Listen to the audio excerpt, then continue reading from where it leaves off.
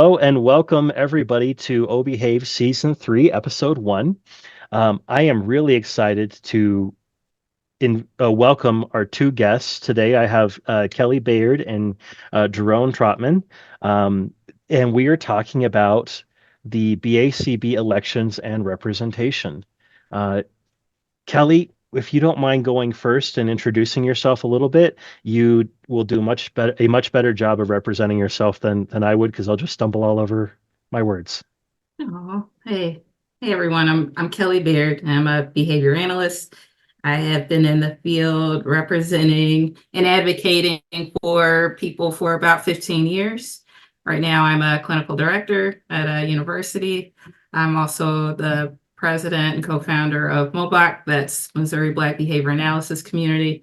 I'm also the founder of BWIBAAD, which is really cool. It's Black women Black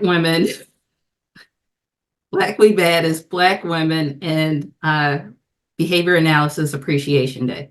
And our inaugural is February 21st of next year. It's going to be really exciting. Got a whole lot of projects lined up and Yes. pretty much sums it up. Well, awesome. Thank you for introducing yourself. Drone, would you like to jump in and introduce yourself real quick too? Sure. Hey, everybody, to our listeners and viewers. I'm Jeron Trotman. Happy New Year to everybody. Brian, thanks for having me on tonight. I'm down bad right now because Bama just lost his football game, so y'all have to bear with me, guys. I'll turn my notifications off. I'm a BCBA based out of Atlanta, Georgia. I'm the president and founder of Black Men in Behavior Analysis. Um, I think one beautiful thing about our field is we have technology to improve people's lives and teach them all these beautiful new skills. And I stumbled into the field like most people. I don't know any BCBA who grew up wanting to be a BCBA. We all just kind of stumbled into the field and kind of grew a love for applied behavior analysis. So I'm here. I'm happy to be here, and I appreciate you guys having me. And I'm happy to jump into some important topics tonight. Well, I really appreciate both of you coming in and talking to us today. I just want to start out real quick, and for those who are unfamiliar with the O Behave podcast, it's an open educational resource podcast.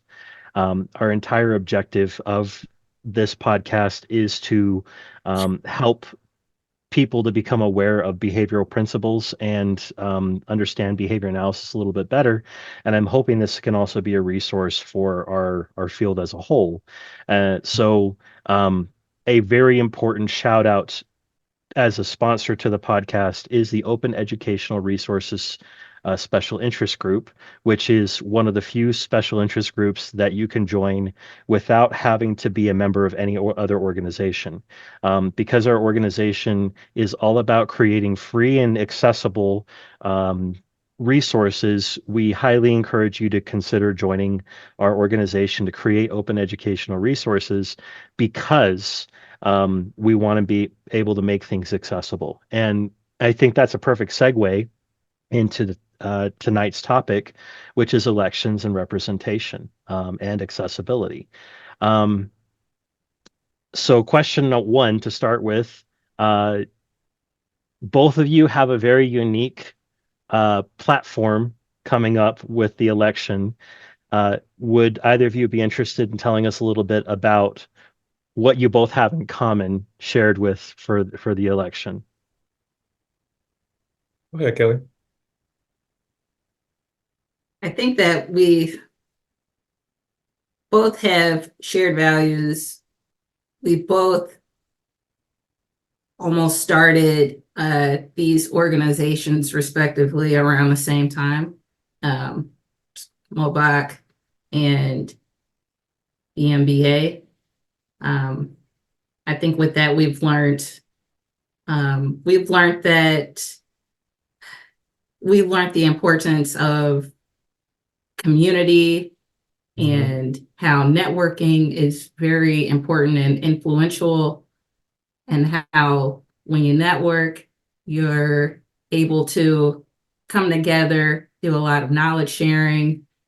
And that's important because it can contribute to a lot of solutions-oriented things if there's any issues. I really appreciate that, and just having a supportive network to allow us to advance in the field is important. I've ran into a lot of behavior analysts. I'm pretty well connected, and I've learned that a lot of behavior analysts feel isolated. And it is a newer science. We have behavior analysts that are working independently in areas where they are alone and not as supported. And it's just important to connect with other people that are in the field so that we can all work together and be solutions oriented.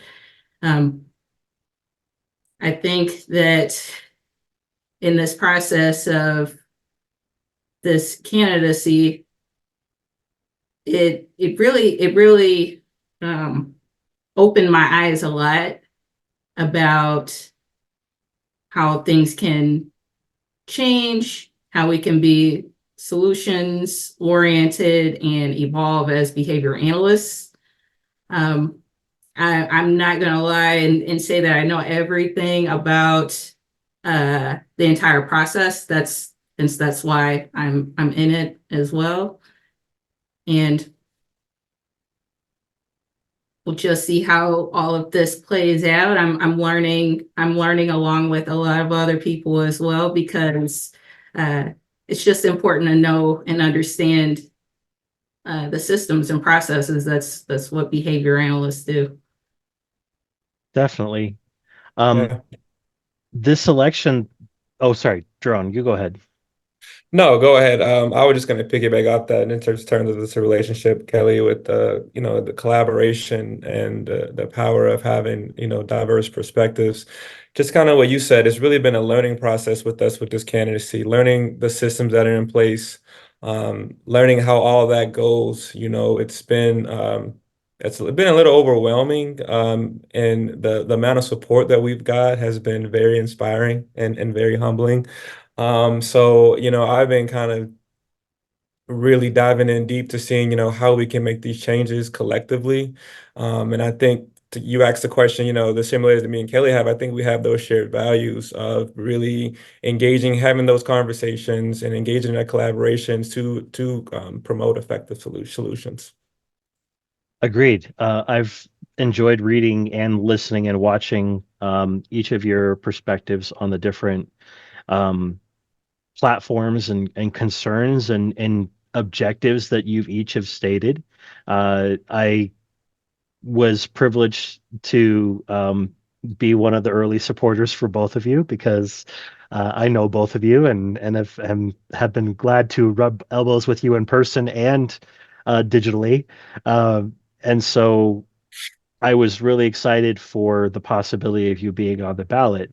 One of the reasons why we're meeting here today is because both of you have been informed by the BACB that you did not meet the selection process, but that both of you have expressed a desire to be write-in candidates. Could you tell us, either of you, feel free to jump in, tell us a little bit about like the election, like how many seats are up, and what you've learned about the selection process, if anything. So I am aware that there are 3 open seats, 1 BCBAD, 1 BCBA, and BCABA seat. And the BCBAD and BCBA seats can hold a BCBA candidate. Okay. Someone expressed that I would be a great candidate for the board and that I'm inspiring. And it just, it all made sense. And I was nominated, and Jeron and I also nominated each other. We also received support from other behavior analysts on getting nominated. These are 3-year term seats, and some facts about the BACB. You can go on their website and they can, you'll be able to understand a little bit about, or a lot, I'm not going to lie. So as far as the BACB, they were established in 1998. They are a credentialing source for ABA, that's applied behavior analysis. Initially, there was a slow growth, but now they have 120,000 certificates, and also 34 states have passed laws to license behavior analysts since 2009. And the role of the BACB, and this is important to know, it is a nonprofit organization with a 501c3 tax exempt status, and it functions as a credentialing organization and operating certification programs. And they also set practice requirements and ethics codes and code enforcement procedures. It is a regulatory mechanism protecting consumers, applicants, and certificates.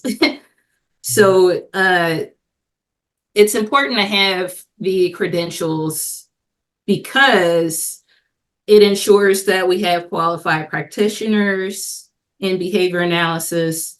We do have some areas in states where it's voluntary, and then there's limited code enforcement. That's where the BACB isn't recognized in those states. But then again, we have 34 states, I believe, that require the mandatory and disciplinary actions for both licensed and unlicensed practitioners. And they're also NCCA accreditation, and that's what the National Commission of Certifying Agencies.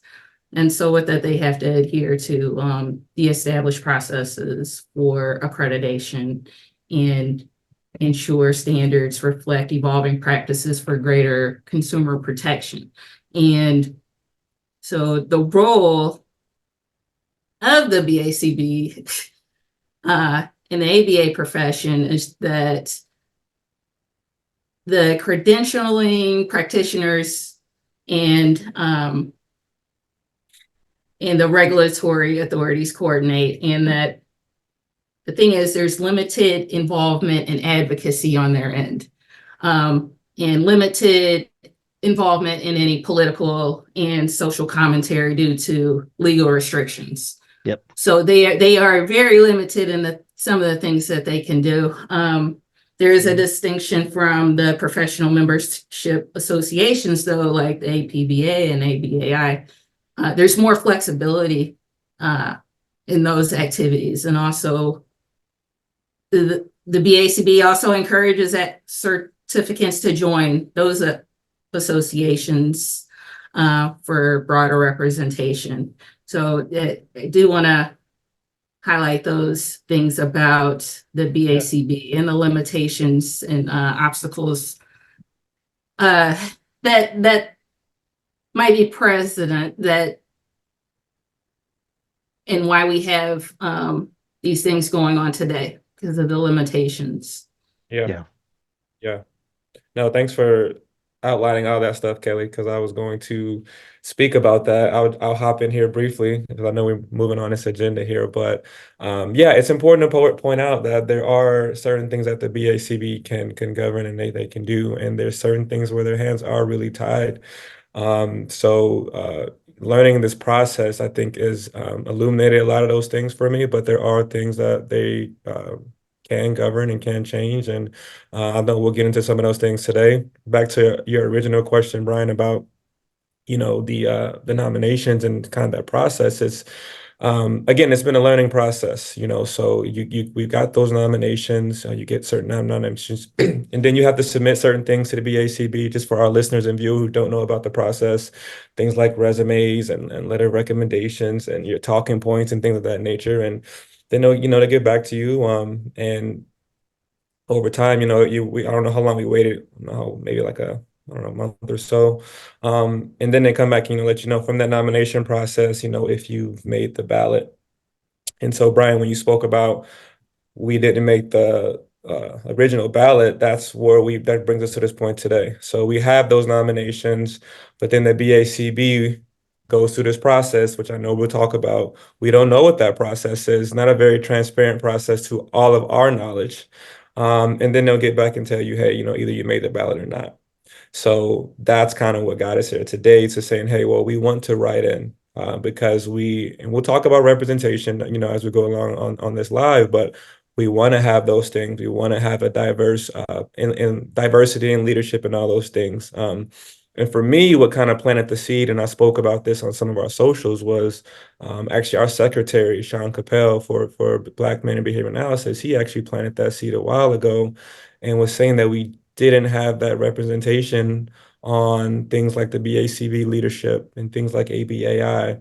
So when I was nominated, I felt very honored, but I was already inspired and motivated at that point to say, yeah, we definitely do need those things. So that's what really kind of intrigued me to really learn more about this process. And that's kind of what brought us here today, saying, okay, now we know about the process. We've been nominated. Now we're told we didn't make that initial ballot. So what can we do now?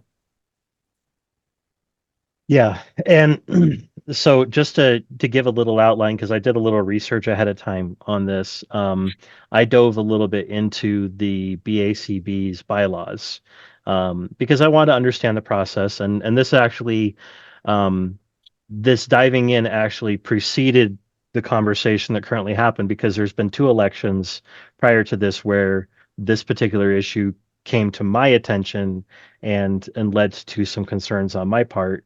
um, but those in the bylaws in Article 3, Section 2, and Article 4, Section 4 is where they outline the different areas relating to nominations and elections. And these are the key points. So, point one, the elections committee solicits nominations and confirms nominees' qualifications and willingness to serve if elected.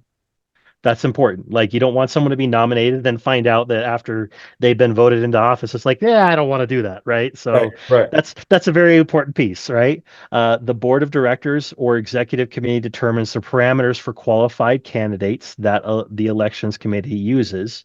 Factors considered include adequate representation across different BACB activities. That's about all we get. That's about all they tell us. Um, Point three, at least one elected board member must be a BCBAD, at least two must be master's level BCBAs, and at least one must be a BACABA certificate. And there must be at least one seat for a non-US citizen, um, because the BACB does serve outside of the US. So we want to make sure we have fair representation there. Point four, most directors are elected by both BCBAs and BCABA certificates, but the BCABA representative is elected solely by BCABAs. So that's important. Nominations and elections are held electronically unless the board approves the alternative election procedure within 7 days advance notice published on the BACB's website. That's about all that the bylaws outline. And Hmm. in fact, the bylaws do not outline the qualification process or what determines somebody as being selected for it. And Hmm. in the last two elections that have occurred, um, I happen to know for a fact, and by the way, this for a fact does not mean I was nominated in any way. People approached me and I said, no, thanks. I'm very young in my career. I don't feel like I'm ready for that sort of role. But I know for a fact that at least three, in each case, at least three different highly qualified individuals were nominated and received a lot of nominations, and were rejected with no explanation other than they weren't selected. And in each of those cases, there was issues of representation because, and the reason this is that I was aware of this is that each of the people that I was aware of were are autistic, and in some cases also represented other marginalized groups. And yet there was no explanation for why they were not selected.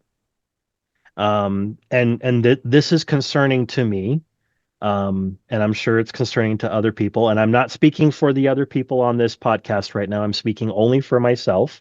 I'll let them speak for themselves on this. But I'm concerned that the lack of transparency is leading towards selection bias. I'm concerned that the lack of transparency is leading towards people being selected who are safe and who are not willing to speak up in areas where speaking up needs to happen and push for change that needs to be pushed for.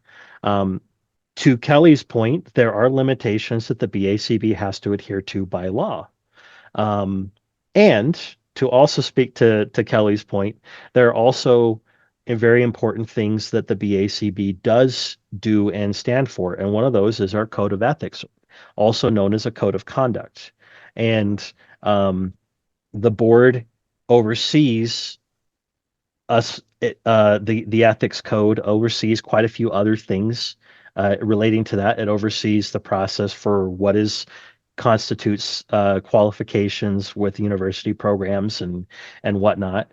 But I'm concerned that we have built into the system because of a lack of transparency, a predilection towards selecting to away from representation and towards playing it safe. Does that Hmm. make sense? It makes a lot of sense. And if you don't mind, I'm gonna jump in here for a second. And those are some good points you made, Brian.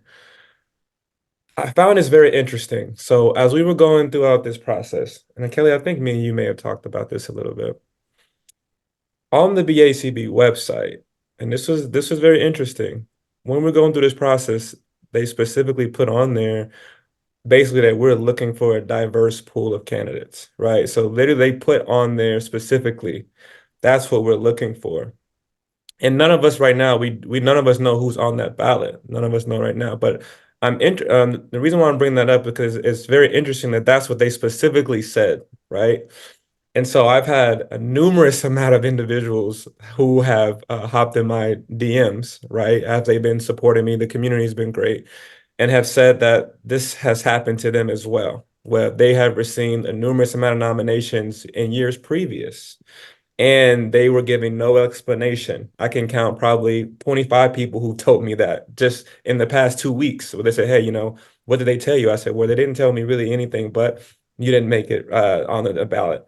So I find it very interesting, and we'll know as we go along here in January. But to your point, Brian, there is no transparency in that. And I think as we do move forward and as we look for solutions, it would be good to know what is that process in terms of who's in that room? What does it look like? Well, what criteria are you guys looking for? And what does diversity really mean to you?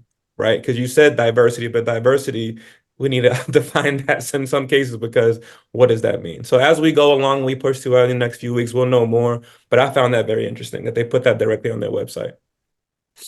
Well, and something to point out also is that the last two elections that I participated in as a certificant, we were presented with two choices. Um, and elections are elections, right? You have candidates that you come up for that you can vote for it, and whoever wins wins, and that's just the way that it works. At least on the face of it, that's what it seems to be the case. However, as somebody who started as a poli sci undergraduate and moved into social sciences and education, and then special education, and who loves exploring history and political science and trying to understand, there's more to elections than just first past the post voting, which is the current method that's being utilized. So first past the post is basically you have X number of candidates, whoever gets the majority of the votes out of the total electorate wins. Mhm. So if you had five candidates and every single candidate got a fairly even spread of votes, but one got a little bit more than everyone else, technically that candidate would be elected into their position with a minority of the votes, but still win and not represent everybody. So that's the flaw with first past the post voting, which is part of probably the reasoning behind why only two candidates were presented. However, that's not the only way that you can vote. And in fact, research on voting methods has proven, and there's actually most countries around the world now utilize this, or sorry, a significant portion of countries around the world utilize something called alternative vote. In fact, there is one state, I think it's Maine, and multiple states and counties in the United States that also utilize alternative vote. And the way that alternative vote works is very simple. When you go to select your vote, you select your first choice, second choice, third choice, and so on and so forth. And basically what happens is that you get multiple elections run at once.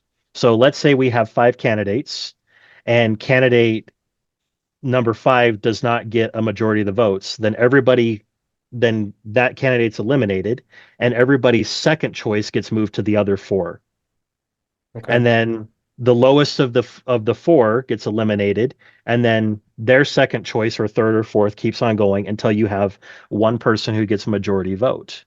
And it logistically takes a little bit of work, a tiny bit of work, but it leads to actual representation. And in fact, that methodology reduces conflict because it allows for people to be able to work together and problem solve.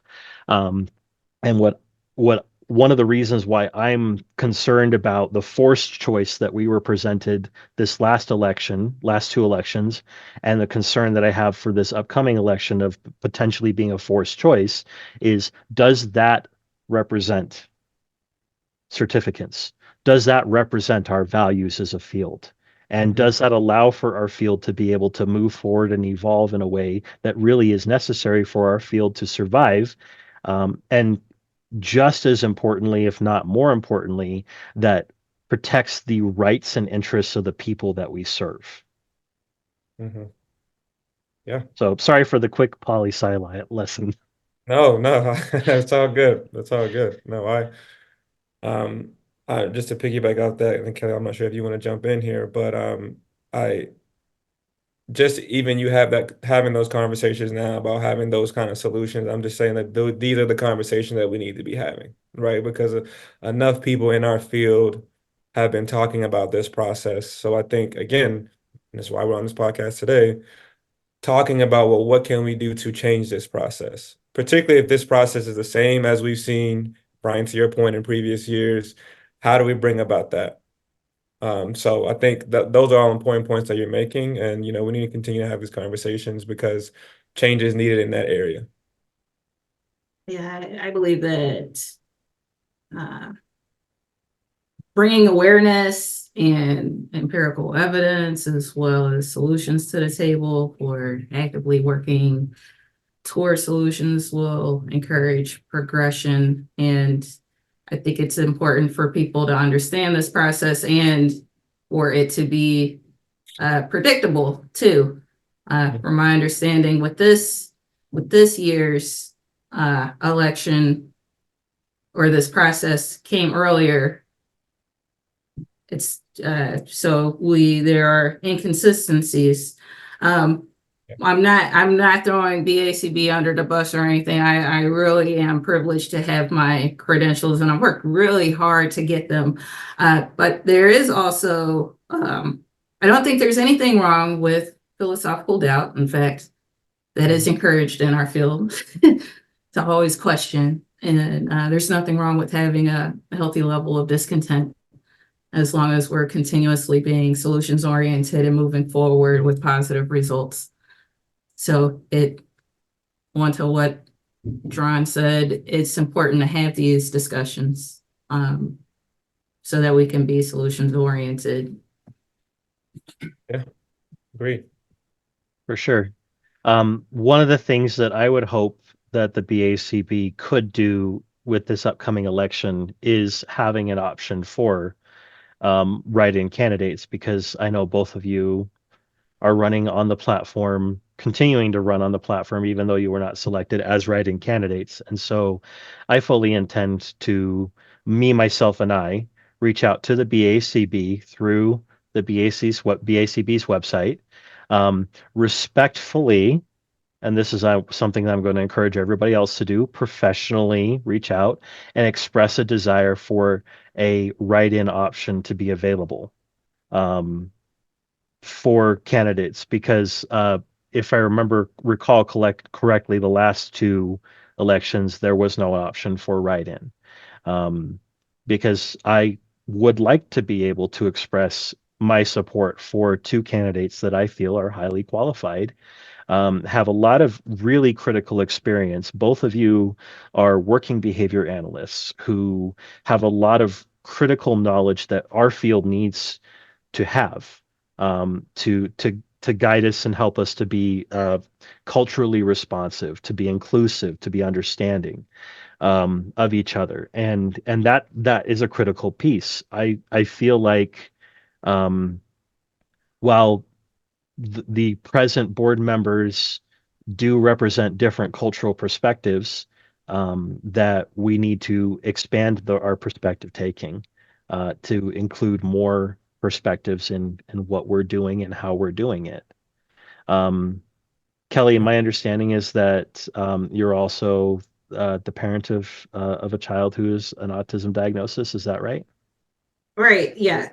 Yes, I am. And Okay. I think that it is important, um, as an autism parent, I have the ability to shift perspectives as a Mhm.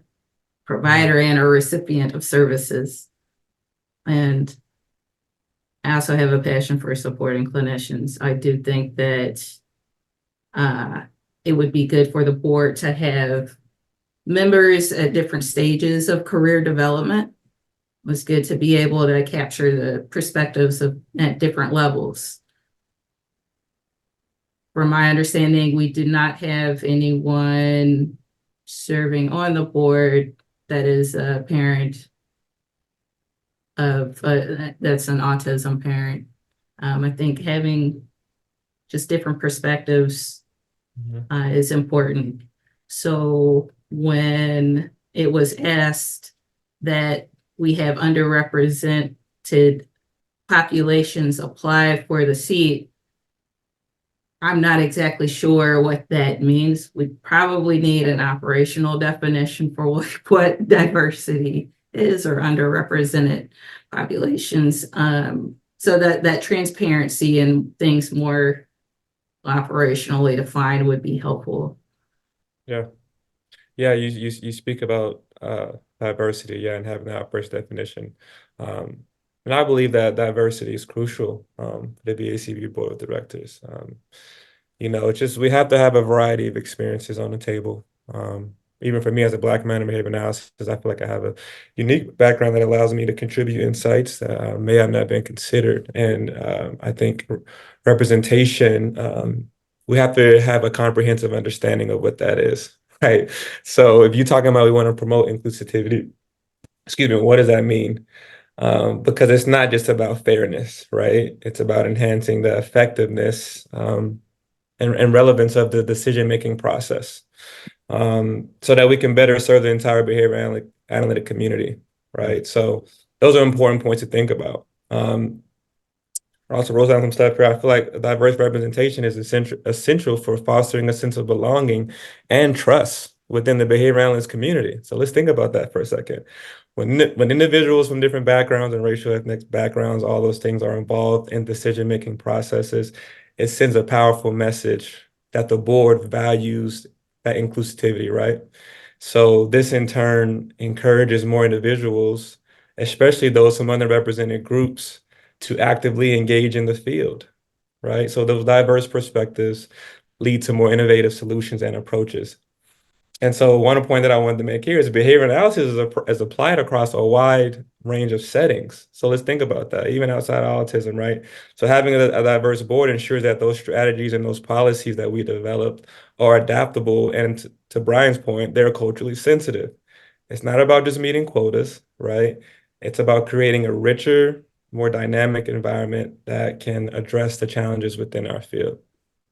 So I think that's important for our listeners to think about. And it's also about the BACBs. And again, Kelly, to your point, I'm throwing them under the bus, the credibility and the legitimacy of the board, right? Yeah. So when the board reflects diversity, stay with me, right?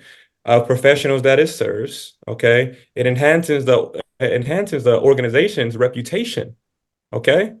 So I feel like if we're trying to make these steps, these are all things that we have to talk about. We talk about having these conversations, right? So if we have that, it can attract people to from broader ranges to promoting and growth and sustainability within our field. Okay. So these are all things that we need to think about as we're having these conversations. And these are things that I'm also echoing from individuals within our community. So this is a perfect platform to say those things because it's important. And I know some of our listeners and viewers, may have those same sentiments. And I don't know if we have a chat box right now. I can't see it. But I'm sure, those are some of the questions that people may be asking and wondering. So those are some of my thoughts about that. No questions have popped up yet, just so you know, I am monitoring if there are any questions that come in from our live stream. Wonderful. Um, and I'll happily share if they any pop up. I do want to add to what you and Kelly have both been saying, that the reason we're having this conversation is not because we believe that you should just be given the position, but that rather the question is, why is the option of being on the ballot not on the table? Why is Mhm. there no transparency on how you get on the ballot? Why is that not present? Because we're behavior analysts. We look at behavior, where it comes from, what happens, what influences, how it impacts it. We look at phylogeny, ontogeny, and culture. We look at all of these things, and yet it seems like there are some things that are in place right now that are, we do it this way because this is the way it has been done. Yeah. But that's not behavior analytic. That's Mhm. that's mentalistic.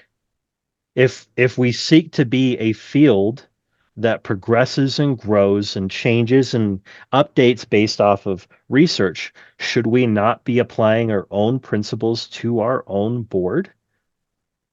Now, granted, there's more than one board out there. Like the BACB is not by any means a monolith. There are because of Right. some changes that have recently happened, the BACB has pulled back to being specifically North America.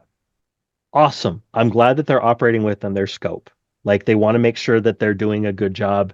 And therefore, this has led to boards across the world being founded and built up to fill that particular need and represent people in different countries and regions. I happen to know that both Ireland and Australia are working on it because I have friends in both places that are updating me on what's going on there.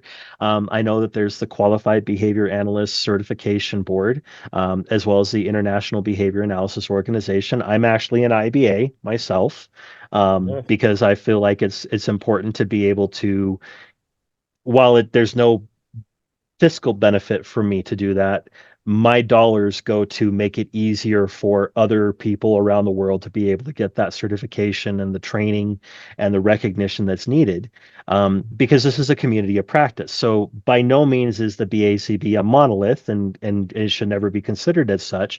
However, it is the largest certification organization on the planet at this point in time.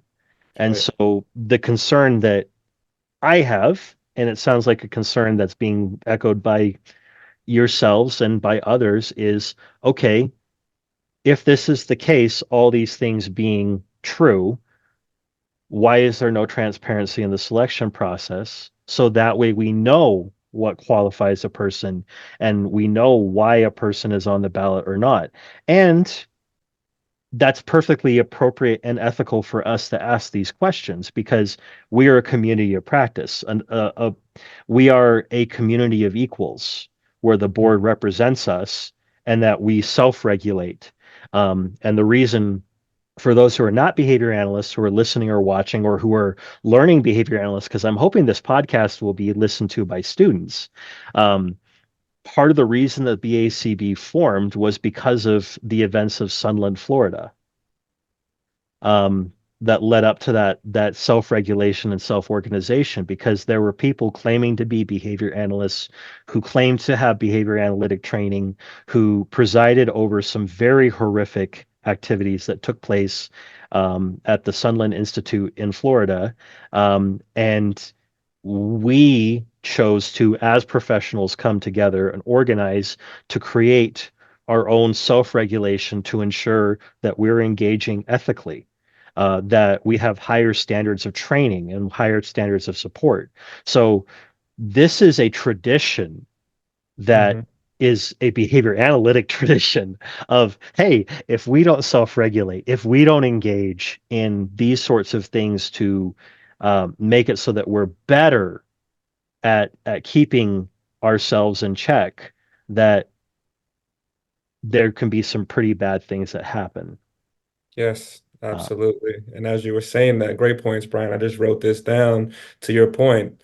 Organizations are dynamic, right? So ongoing self-assessment and adaptation is essential for continuous improvement. I think we lost Brian's picture here. I, I'm still here. Oh, okay, good. But addressing these areas could contribute to a more responsive and inclusive board. So you talked about that's just the way things have kind of been done, right? We're trying to evolve from that, right? And we're trying to hopefully be able to self-regulate, but having these conversations, I think, is beneficial. Because as our listeners are listening, I'm sure some of them are thinking these things as well. So we're hoping that we can continue to get more information about this process and gain that transparency as behavior analysts, because that's how obviously how we practice. So we just want to know what that is, and hopefully moving forward we will know. We did have a question slash comment come in.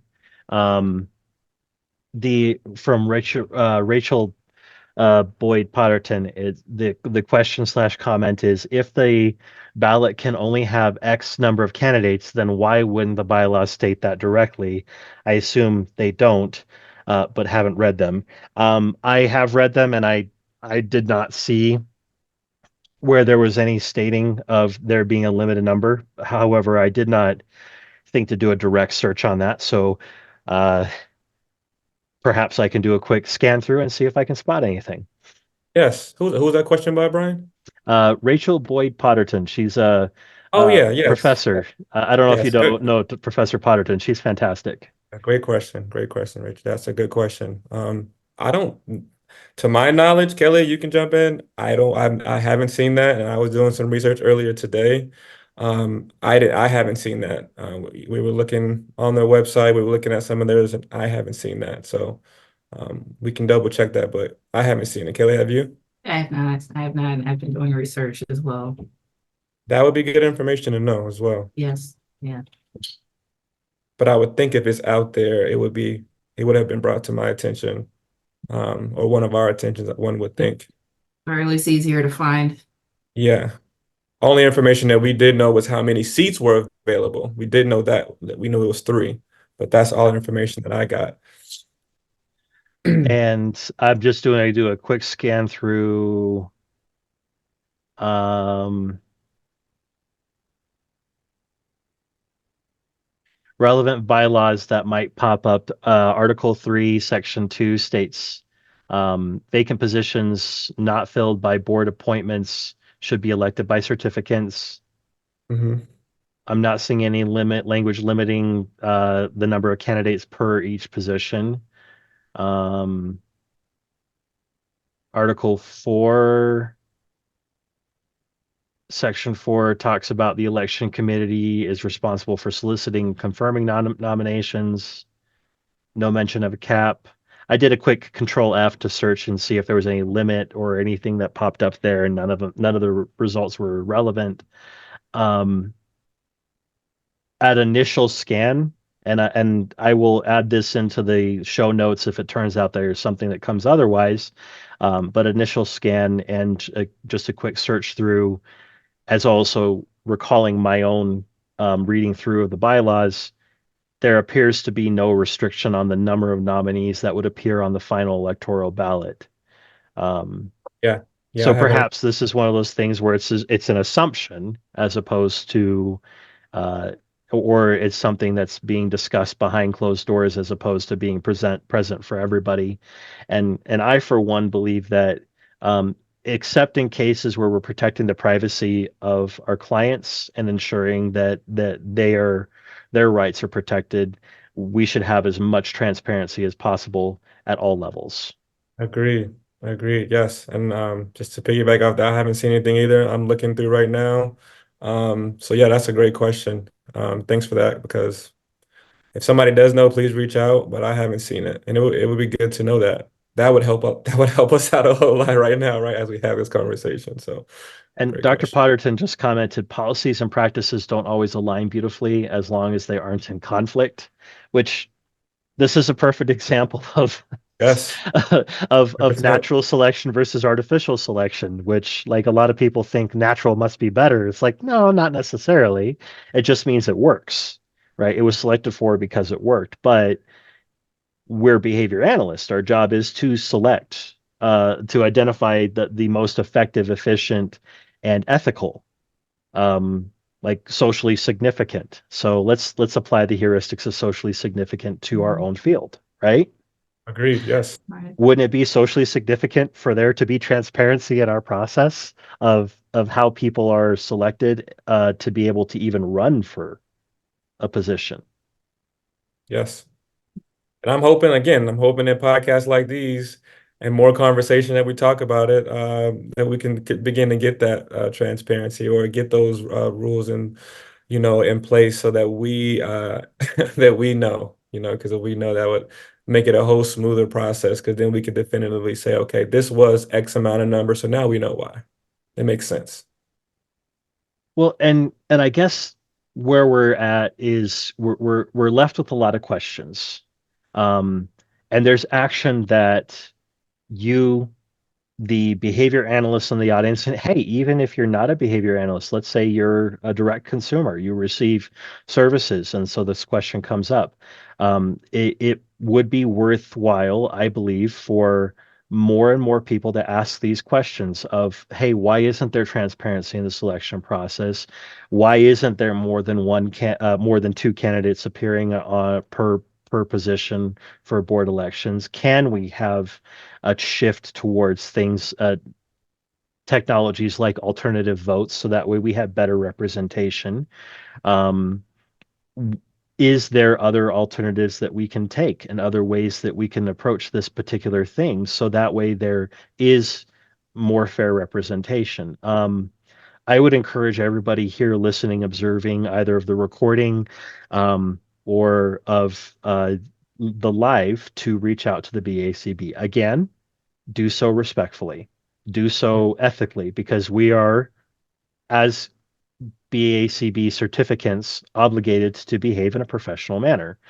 And a big part of our role as being behavior analysts is we advocate for effective and ethical change in our environments. And that includes how our own elections are run. Hmm. Yeah, absolutely. And just to note again to our listeners, this isn't about Brian's personal journey. This isn't about Kelly's. This isn't about mine, right? It's about bringing awareness to these issues first. We want that transparency, but also potentially opening doors for others who have faced these before us and may face them after us if we're not bringing attention to these and having these conversations, particularly underrepresented groups. So, by actively participating in these conversations, and Brian, to your point, respectfully writing and getting those answers, my hope is that we can get these answers and then continue to evolve and move forward and, have this whole process be more effective and transparent for our community. Yeah, We Oh, sorry, go ahead, Kelly. I was gonna say I agree with all of these points. It's I recognize the importance of preventing like any misuse or just misunderstandings of the process. Simple things like asking questions and conducting surveys, or just asking our population or the behavior analytical population of professionals what they don't know or understand about the process. And we're trying to look up information and gather facts. It's important to also create just simple, accessible materials so that Yes. we can educate everybody about this process and the capabilities, and also the limitations of their structure, and doing things like developing just user-friendly things so that we can capture that information would be beneficial. And we are communities of practice. So it's important that we work together so that we can share what we know. And there's also, like, if there's any challenges, we can learn and collaborate with each other. And having those elements is helpful, definitely with sharing knowledge. And then to your point, Jeron, with just bridging gaps, like ultimately bridging gaps in underserved communities. I think all of that is important, and just continuously being solutions oriented and having that awareness. Yep. And that's the point of why we're one of the points of why we are doing this, to bring awareness so that we can be solutions oriented, and we want to continuously progress, because within the BACB, the certificates have grown so much that of course we're going to have growing pains, and we have to continuously evolve as an organization just to so that we can progress. It's important to do that since we're growing so much, and we still need to grow. So I mean, there's just a lot of room for improvement, and there's nothing wrong with that. No, that's a really great point, Kelly. I think one unique thing about all three of us on this podcast today is we also are a voice for different communities, right, within their profession, right? All of us, Brian, you, Kelly. So I think, sometimes we feel pressed to, have a voice and speak for those communities. And again, a lot of people have these thoughts and have these feelings. So again, talking about these things, I think, helps. So I appreciate this dialogue that we're having tonight, because again, even when this is put out, hopefully that's a data point where we can go back and look what these conversations are had, and we can have more data points where people are talking about these things, and then hopefully we can evaluate that and say, okay, these changes need to be done. So I appreciate these conversations with you Well, guys. and this also leads to an opportunity for action points on the part of everybody here, because if it's just us speaking up and asking questions, then like that, not a whole lot's going to change. But if we're collaborating and working together on Yes. this and pushing for the necessary transparency and change. Um, so I hope I'm not mispronouncing the name, but Sin McDonald, SIN, so I think it's Sin, it asked this question: is there only one way to ask questions to the BACB? Are there any public meetings? Great question. Do either of you either of you aware of any other means of reaching out to the BACB aside from, or reaching out to them through the web portal? Um, First of all, shout out to Sen. Hey, Sen, how you doing? Appreciate Hey, Sin. appreciate all your support. I'm glad I Not got that your I name right. know. Right. Horny emoji. Um, Love Sin. Not that I know of.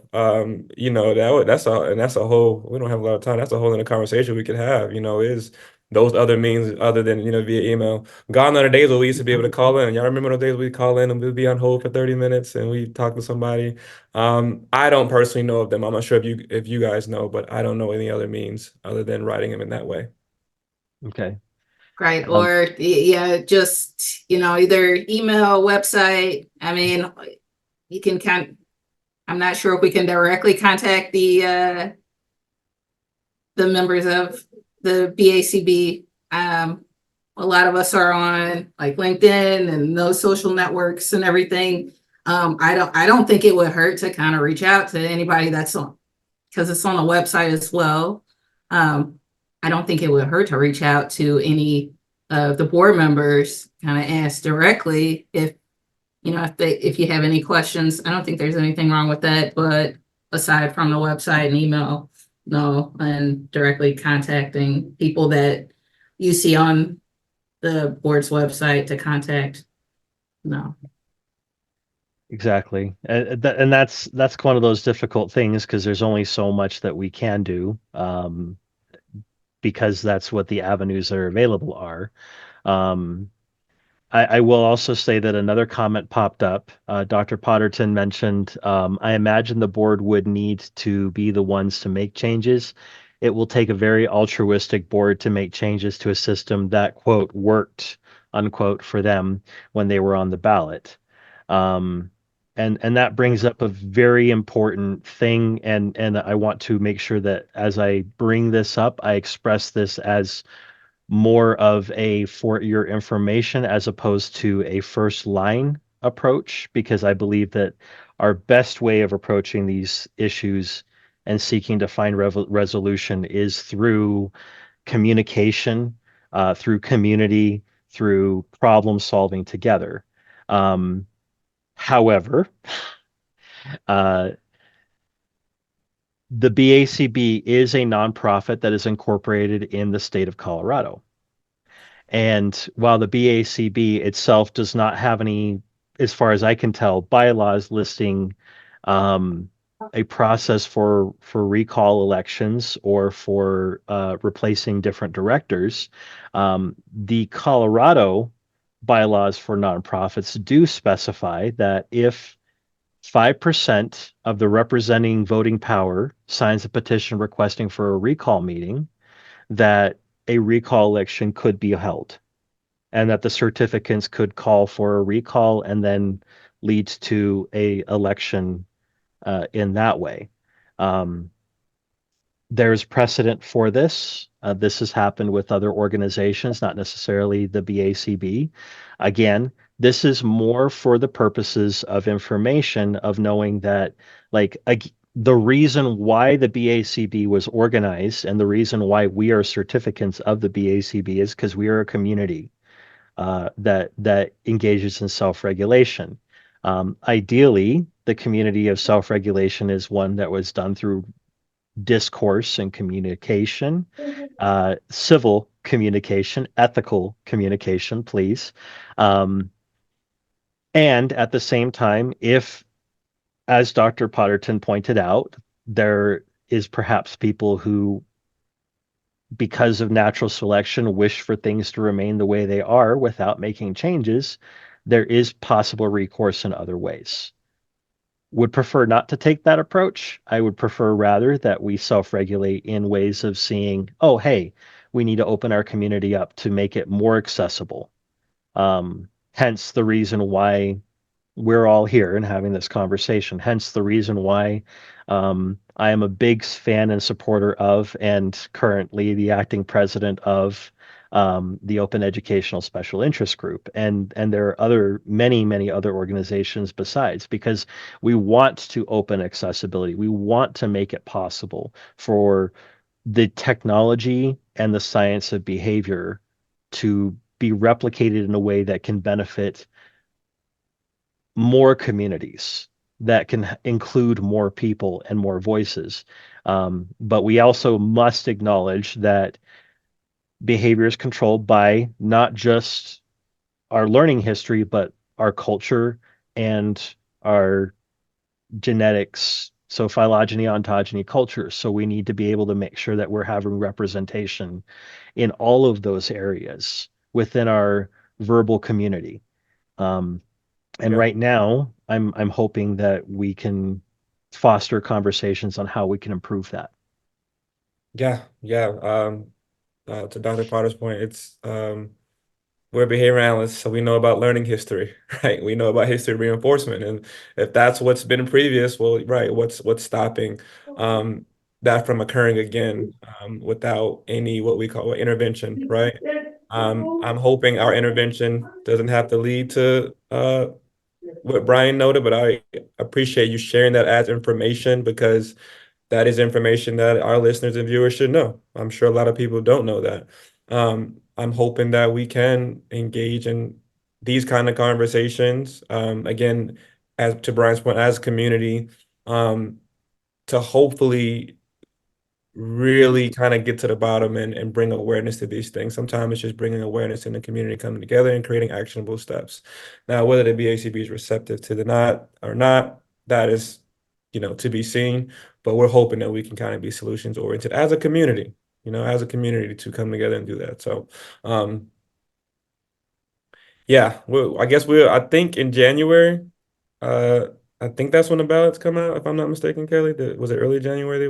Well, it's January now, so maybe soon. I'm not sure the exact dates, but I'd be curious to see when they speak about diversity and inclusion, we think that they actually do want what that does look like for them. So I guess to be continued, friends, to be continued. Yeah. Any final thoughts before we wrap up? Because we've hit our time limit. I don't want to take up too much of everybody's time. Yeah, I just want to thank everybody well, first and foremost, Brian, thank you for again allowing us to be on your platform. You have continuously done that, and really appreciate you for allowing us to be here.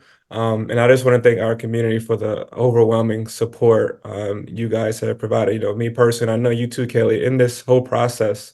A lot of people have not known about, what this looked like. So thank you for everybody who's reached out, who sent texts, calls, DMs. Yeah, I feel it. I appreciate it. And I hope moving forward that we can, continue to have that support and have these conversations. So thanks, guys. Yes, I agree. Thank you, Brian. Thank you, Jeron. Thank you to our communities. All of the support is helpful, is fueling us to continue on this campaign journey. And I think if we are all knowledgeable about what's going on and have transparency and just we continue to advocate, I think we can move forward. Obviously, be solutions oriented. It's important to have these open discussions in a civil manner. Just having these spaces where we can have civil discourse that's important so that we can be solutions oriented and progress, because we're growing and we have to progress and definitely represent everyone so that we can support all the communities. That's why we're here, to just evolve. Let's evolve, guys. Yep. Yeah. Continuously evolve. Yeah, thank you. Yes, thanks. Happy New Year, everybody. Happy Yes, New Happy Year. New Year. Happy New Well, Year. I'll go ahead and do a quick wrap up then, so that way we have that for the podcast. Just remember that y'all, the podcast is an open educational resource, which means that you can use all or part um, without requesting permission to use, as long as you cite your sources. It's free to use. It's free to remix and distribute, as long as it's used in appropriate context as well. No out of context, guys. Come on. But yeah, it's an open educational resource. So thank you very much for being here, both of you. Kelly, Jeron, wonderful having you. Thank you everybody else for being wonderful guests and observers, wonderful comments and questions. Thank you all, and behave.